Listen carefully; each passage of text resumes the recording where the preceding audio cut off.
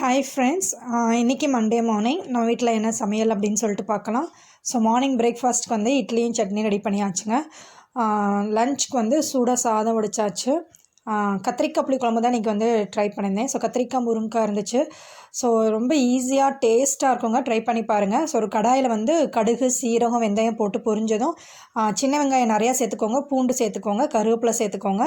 சேர்த்துட்டு அந்த கத்திரிக்காய் அதில் கட் பண்ணி கத்திரிக்காய் முருங்கைக்காய் கட் பண்ணி அதோட சேர்த்து நல்லா வதக்கிடுங்க. வதக்கும் போது தனி மிளகாய் தூளும் சேர்த்து நல்லா வதக்கிடுங்க. ஸோ கிரைண்ட் பண்ணுறதுக்கு வந்து ஒரு ஜாரில் வந்து தேங்காய், பெரிய வெங்காயம் ஒரு வெங்காயம், தக்காளி ஒரு 2 தக்காளி சேர்த்து குழம்பு மிளகாய் தூள் சேர்த்து நல்லா அரைச்சி இங்கே நீங்கள் வதக்கியிருக்கிற அந்த கத்திரிக்காய் முருங்கையோட சேர்த்து நல்லா கொதிக்க விட்டு புளி ஊற்றி கொதிக்க விட்டு வற்ற விட்டு இறக்குனிங்கன்னா சூப்பரான குழம்புங்க, ட்ரை பண்ணி பாருங்கள். ஸோ அதுக்கு வந்து சைட் டிஷ் வந்து முட்டைக்கோஸ் பொரியல், கல்யாண வீட்டு முட்டைக்கோஸ் பொரியல் மாதிரி ரெடி பண்ணியிருந்தேன். கிட்ஸ்க்கு வந்து கேரட் பொரியல் ரெடி பண்ணிட்டேன்.